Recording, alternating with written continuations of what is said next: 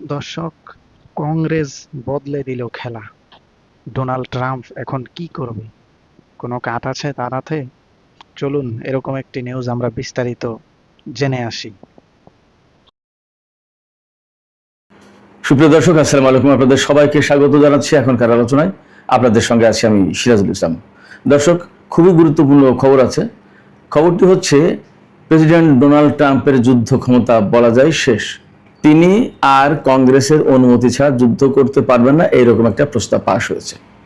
তাহলে এখন তিনি কি করবেন? তিনি যদি এই প্রস্তাবের বিরুদ্ধে ভেটো দেন, তাহলে তার মানে কি দাঁড়াবে এবং আসলে তিনি এই ভেটো দিতে পারেন কিনা, এবং ভেটো দিলে তখন মার্কিন কংগ্রেস তার বিরুদ্ধে আর কি ব্যবস্থা নেবে, এরকম অনেকগুলো প্রশ্ন আছে। একই সাথে আরেকটি গুরুত্বপূর্ণ আলোচনা আছে, সেটি হচ্ছে লেবানন এবং ইসরায়েলের মধ্যে যুদ্ধবিরতির চুক্তি হয়েছে। এই যুদ্ধবিরতি চুক্তি অনুযায়ী দুই পক্ষ একে অপরের বিরুদ্ধে আর হামলা চালাবে না, কিন্তু প্রকৃতপক্ষে হামলা কি বন্ধ আছে? এবং আমি শুরুতেই আপনাদের কাছে প্রশ্ন রাখলাম, ইসরায়েল তারা কি এই যুদ্ধবিরতি চুক্তি মেনে চলবে? আপনাদের কি মনে হয়? সবচেয়ে দুঃখজনক ব্যাপার হচ্ছে যে লেবাননের যে প্রতিরোধকামী সংগঠনটি ইসরায়েলের বিরুদ্ধে এত বছর ধরে লড়াই সংগ্রাম করে আসছে, দেশের স্বার্থে, জনগণের স্বার্থে, দেশের স্বাধীনতার সার্বভৌমত্ব ধরে রাখার স্বার্থে, সেই সংগঠনটিকে দেশের শত্রু বলে আখ্যায়িত করেছে ইসরায়েলের সাথে যারা আলোচনায় বসেছিল তারা। তার মানে লেবাননের লোকজন এই লেবাননের প্রতিরোধকামী সংগঠনটাকে দেশের শত্রু বলে আখ্যায়িত করেছে। আপনি কার কাছে কি প্রত্যাশা করেন? বুঝে দেখেন কোথায় আছে পরিস্থিতি। সুপ্রিয় দর্শক, এই বিষয়গুলো নিয়েই এখন আলোচনা করব। আশা করি আলোচনা ভালো লাগবে, আর আলোচনা যদি ভালো লাগে তাহলে শেষ পর্যন্ত সঙ্গে থাকবেন। দর্শক, চলুন বিস্তারিত আলোচনা করি। প্রথমেই ডোনাল্ড ট্রাম্প, ইরান যুদ্ধ, মার্কিন কংগ্রেসের ভূমিকা এবং প্রস্তাব পাশ, অর্থাৎ যুদ্ধ না করার প্রস্তাব পাশ, এগুলো নিয়ে একটু আলোচনা করি। একদম সহজ করে বললে, মার্কিন কংগ্রেসের দুটো কক্ষ, একটা হচ্ছে উচ্চ কক্ষ সিনেট, নিম্ন কক্ষ হচ্ছে প্রতিনিধি পরিষদ, হাউস অফ রিপ্রেজেন্টেটিভ আর সিনেট।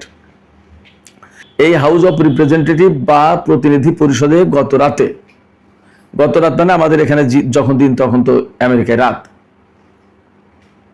একটা প্রস্তাব পাশ হয়েছে। সেই প্রস্তাবে বলা হয়েছে মার্কিন প্রেসিডেন্ট ডোনাল্ড ট্রাম্প আর ইরানের বিরুদ্ধে যুদ্ধ করতে পারবেন না। তিনি এতদিন কংগ্রেসের অনুমতি ছাড়া যে যুদ্ধ করেছেন সেটা ঠিক হয়নি, কিন্তু 60 দিন যেহেতু কংগ্রেসের অনুমতি ছাড়া যুদ্ধ করতে পারেন, সেই সময়সীমা পার হয়েছে। এখন আর ডোনাল্ড ট্রাম্প ইরানের বিরুদ্ধে যুদ্ধ করতে পারবেন না। সেই কারণে গত রাতে ডোনাল্ড ট্রাম্পের বিরুদ্ধে একটা প্রস্তাব পাশ হয়েছে। সেই প্রস্তাবের পক্ষে ডেমোক্র্যাট দলের 211 জন ভোট দিয়েছে, আর 4 জন রিপাবলিকান দলের, ডোনাল্ড ট্রাম্পের দলের 4 জন তার বিরুদ্ধে ভোট দিয়েছেন। স্বয়ং প্রেসিডেন্টের বিরুদ্ধে, তার দলের বিরুদ্ধে ভোট দিয়েছেন প্রতিনিধি পরিষদের সদস্যরা, রিপাবলিকান দলের সদস্যরা। তার মানে কি, এখানে পুরো ডেমোক্র্যাট দল তো রিপাবলিকান দলের বিরুদ্ধে বটেই, ডোনাল্ড ট্রাম্পের এই যুদ্ধের বিরুদ্ধে বটেই, এমনকি রিপাবলিকান দলেরও কিছু লোক একদম প্রকাশ্যে ভোট দিলেন। হয়তো কেউ কেউ ভেতরে ভেতরে আছে, বলতে পারে না, দলীয় ব্যাপার, নাক লজ্জার ব্যাপার আছে, প্রেসিডেন্টের মান মর্যাদার ব্যাপার আছে, দলে অবস্থান ধরে রাখার ব্যাপার আছে, দলে বিদ্রোহ করার মতো হয়ে যায় কিনা, নানান রকম ব্যাপার স্যাপার থাকতে পারে। হয়তো এই কারণে কেউ কেউ বলে না, কিন্তু 4 জন একদম সরাসরি দলের বিপক্ষে ভোট দিয়েছেন। এর আগে সিনেটে কিন্তু একই রকমের একটা প্রস্তাব পাশ হয়েছে, তাতেও রিপাবলিকান দলের 4 জন সদস্য এই যুদ্ধ বন্ধের প্রস্তাব তথা ডোনাল্ড ট্রাম্প আর ইরানের বিরুদ্ধে যুদ্ধ করতে পারবেন না এই প্রস্তাবের পক্ষে ভোট দিয়েছিলেন। প্রস্তাবের পক্ষে টোটাল ভোট পড়েছে 215টা। ডেমোক্র্যাট দল এবং রিপাবলিকান দল মিলে 215টি ভোট দিয়েছেন আপনার ডোনাল্ড ট্রাম্পের যুদ্ধ করার বিরুদ্ধে, অর্থাৎ তিনি যুদ্ধ করতে পারবেন না। আর রিপাবলিকানদের পক্ষে, অর্থাৎ প্রস্তাবের বিপক্ষে ভোট পড়েছে 208টি। এখন মার্কিন সংবিধান অনুযায়ী এই প্রস্তাব যদি কার্যকর করতে হয় তাহলে সিনেটে আবার নতুন করে প্রস্তাব পাশ হতে হবে।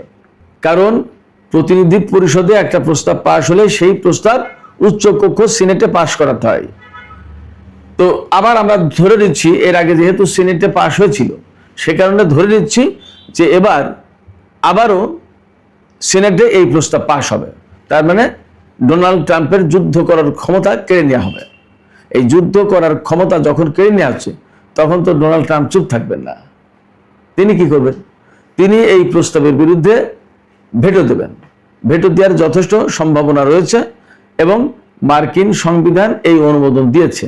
এই ক্ষমতা আছে প্রেসিডেন্টের, যে প্রেসিডেন্টের বিরুদ্ধে কোনো প্রস্তাব পাশ হলে কংগ্রেসে, তাতে প্রেসিডেন্ট ভেটো দিতে পারেন। আর ভেটো দিলে তখন কি হবে? তাহলে ভেটোতেই শেষ? না, ভেটোতেই শেষ না। ভেটোর পরেও আরো কিছু ব্যবস্থা আছে।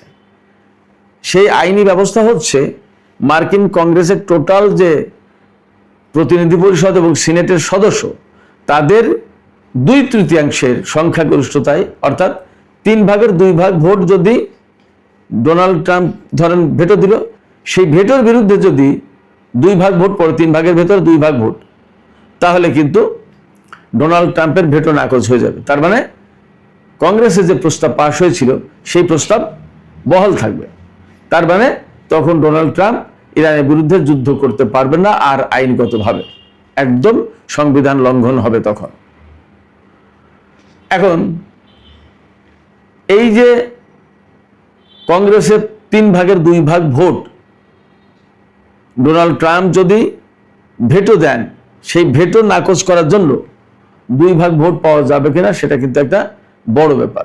কারণ ডেমোক্র্যাটরা যেহেতু কংগ্রেসের সংখ্যালঘু, তাদের কিছু ভোট কম আছে, অতএব তাদের ভোট টোটাল পেল ধরে নিলাম।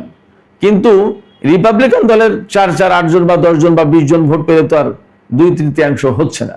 ফলে ডোনাল্ড ট্রাম্প যদি ভেটো দেন, তাহলে সম্ভবত ওই ভেটো রদ করার জন্য, নাকচ করার জন্য আর কংগ্রেসের সামনে পথ খোলা থাকবে না। 2/3 ভোট হয়তো ম্যানেজ হবে না।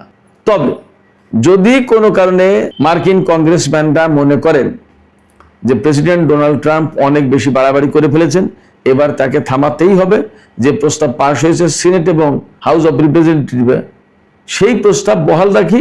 অতএব প্রেসিডেন্টকে আর যুদ্ধ করতে দেওয়া যাবে না, প্রেসিডেন্ট যে ভেটো দিয়েছেন সেই ভেটো নাকচ করে দিতে হবে। তাহলে এটা সম্ভব, আদারওয়াইজ সম্ভব না। তখন প্রেসিডেন্টের ভেটো বহাল থেকে যাবে। এখন এখানে গুরুত্বপূর্ণ একটা ব্যাপার আছে। মার্কিন প্রেসিডেন্ট ডোনাল্ড ট্রাম্প নির্বাচনী প্রচারণার সময় কিন্তু কতগুলো কথা বলেছিলেন, নিশ্চয়ই আপনাদের খেয়াল আছে, বা আমি মাঝে মাঝে আপনাদেরকে স্মরণ করিয়ে দেওয়ার চেষ্টা করেছি। একটু খেয়াল করুন।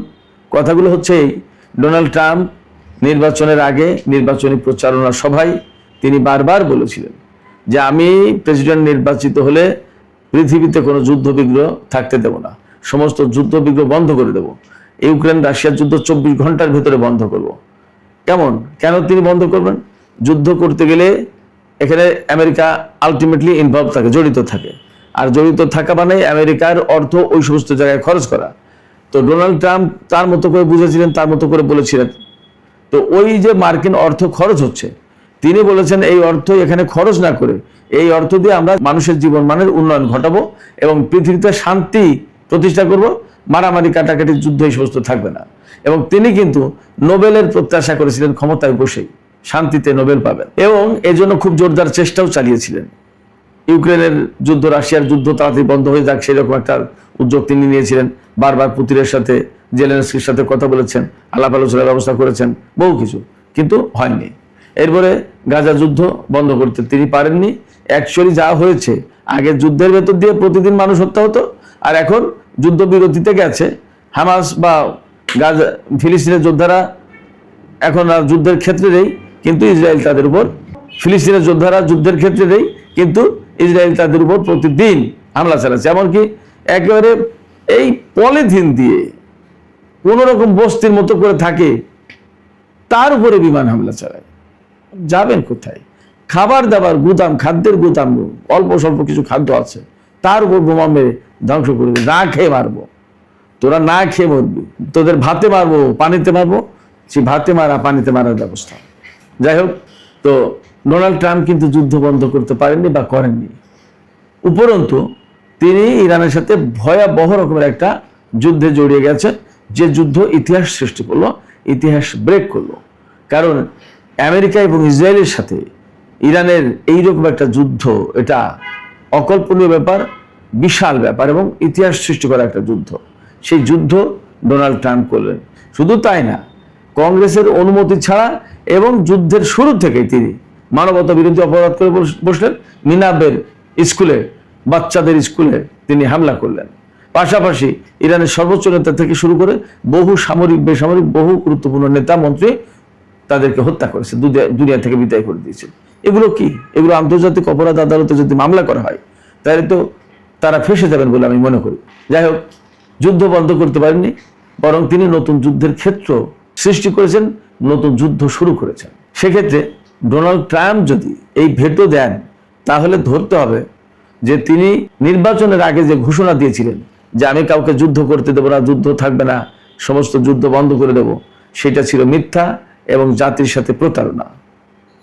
কারণ তিনি এখন যুদ্ধ করছেন এবং তাকে যখন কংগ্রেস থামানোর চেষ্টা করছেন, তখন কংগ্রেসের উপর তিনি ভেটো দিচ্ছেন। তার মানে কি? তিনি যুদ্ধ করবেন। এই তো যুদ্ধ যদি তিনি করতে চান, তাহলে নির্বাচনের আগে তো তিনি বলেছিলেন যে তিনি যুদ্ধ করবেন না, বরং সব যুদ্ধ বন্ধ করে দেবেন। তাহলে তুমি প্রতারণা করেছেন বলেছেন। অতএব ডোনাল্ড ট্রাম্প এখানেও আরেক বিপদে পড়ে গেছেন। কি করবেন জানি না, তবে আমি ধারণা করি তিনি মার্কিন কংগ্রেসের প্রস্তাব যে পাশ হয়েছে, সেই পাশ হওয়া প্রস্তাবের বিপক্ষে তিনি ভোট দেবেন, মানে ভেটো দেবেন। দেখা যাক, আমরা অপেক্ষায় থাকবো। তবে এখানে একটা কথা বলে রাখি, ডোনাল্ড ট্রাম্প কিন্তু আসলে এই যুদ্ধ নিয়ে মোটেই শান্তিতে নেই। গতকাল যে মার ইরানের সেনারা দিয়েছে কুয়েতে, এবং তার জবাবে পেট্রিয়ট ছুড়ে সেই পেট্রিয়ট নিজেদের ঘায়ের উপরে পড়েছে। এবং কুয়েতে যে আলী আল সালেম বিমানবন্দরে, বিমান ঘাঁটিতে যে ভয়ঙ্কর ক্ষয়ক্ষতি হয়েছে, বিশেষ করে বেসামরিক টার্মিনালে যে হামলাটা, সেই হামলা নাকি মার্কিন সেনাদের ছোড়া পেট্রিয়ট ক্ষেপণাস্ত্র গিয়ে আঘাত হেরেছে। বা যাই হোক, বা ইরান হামলা চালিয়েছে, তাও হতে পারে, সেগুলো ঠেকাতে পারেনি। তার মানে কি? মার্কিন সেনারা অকার্যকর, যুদ্ধ কিভাবে করবে? সুপ্রিয় দর্শক, এবার আমি লেবানন এবং ইসরায়েল প্রসঙ্গে একটু কথা বলি। সেটা হচ্ছে যে লেবানন এবং ইসরায়েলের মধ্যে যুদ্ধবিরতি চুক্তি হয়েছে নতুন করে। ওয়াশিংটনে আমেরিকার মধ্যস্থতায় এই আলোচনা হয়েছে। আলোচনা শেষে যৌথ ঘোষণা দিয়েছে। যৌথ ঘোষণায় হিজবুল্লাহকে, অর্থাৎ লেবাননের প্রতিরোধকামী যে সংগঠন, তাকে দেশের শত্রু বলে আখ্যায়িত করেছে। প্রশ্ন হচ্ছে, সুদীর্ঘকাল এই সংগঠনটি ইসরায়েলের বিরুদ্ধে লড়াই করছে মূলত এই কারণে যে ইসরায়েলের বিরুদ্ধে নিজেদের অস্তিত্ব টিকিয়ে রাখা, নিজেদের দেশের স্বাধীনতার সার্বভৌমত্ব টিকিয়ে রাখা, নিজেদের মান ইজ্জত ধরে রাখা, নিজেদের যে ভৌগোলিক অখণ্ডতা সেটা ধরে রাখার চেষ্টা। আপনারা হয়তো জানেন 2000 সালে দক্ষিণ লেবানন থেকে ইসরায়েলি সেনাদেরকে একদম তাড়িয়ে দিয়েছিল প্রচণ্ড যুদ্ধের মাধ্যমে এই প্রতিরোধকামী সংগঠনটি। তারপরে 2006 সালে 33 দিনের যুদ্ধ ছিল। সেই যুদ্ধে ইসরায়েল এই সংগঠনটিকে আত্মসমর্পণ করাতে পারেনি, বরং জাতিসংঘের মধ্যস্থতায় অনেক দিন দরবার করে একটা যুদ্ধবিরতি চুক্তি করেছিল। তখন লেবাননের বেসামরিক ক্ষয়ক্ষতি হয়েছিল প্রচুর, কিন্তু বহু সংখ্যক ইসরায়েলি সেনা নিহত হয়েছিল, আহত হয়েছিল, এবং ইসরায়েল কোনো মতেই পারছিল না, তার মান মর্যাদার প্রশ্ন এসে দাঁড়িয়েছিল। এবং 3 জন সেনাকে যে হিজবুল্লাহ আটক করেছিল, তার একজনকে উদ্ধার করতে পারেনি তখন। সেই সংগঠনটিকে লেবাননের আলোচক দল, যারা প্রতিনিধি হিসেবে আলোচনায় ছিল, তারা দেশের শত্রু বলছে। ভাবুন, তার কারণ হচ্ছে যে লেবাননের সরকার ব্যবস্থায় সমস্যা আছে। আমি এর আগে 2-1 ভিডিওতে বলেছি, লেবাননের প্রধানমন্ত্রী হলো মূল ক্ষমতার অধিকারী, সরকার চালান তিনি। এই প্রধানমন্ত্রী সুন্নি সম্প্রদায় থেকে হন, প্রেসিডেন্ট হন খ্রিস্টান সম্প্রদায় থেকে, আর সংসদের স্পিকার হন শিয়া মাযহাব থেকে। সংসদের স্পিকারের আর কি ক্ষমতা থাকে? প্রেসিডেন্ট প্রধানমন্ত্রীর হাতেই তো মূল ক্ষমতা। তারা ইসরায়েলের বিরুদ্ধে যুদ্ধ করতে রাজি নন, যুদ্ধ করেন না সাধারণত। যার কারণে, এবং যেহেতু সুন্নি প্রধানমন্ত্রী হন, এবং সুন্নি প্রধানমন্ত্রী বা সুন্নি সরকারের উপরে সৌদি আরব বা আরব বিশ্বের ব্যাপক প্রভাব থাকে, ফলে তাদের চাপের কারণে এই লেবাননের সরকার কখনো ইসরায়েলের বিরুদ্ধে কঠোর অবস্থানে যেতে পারেন না।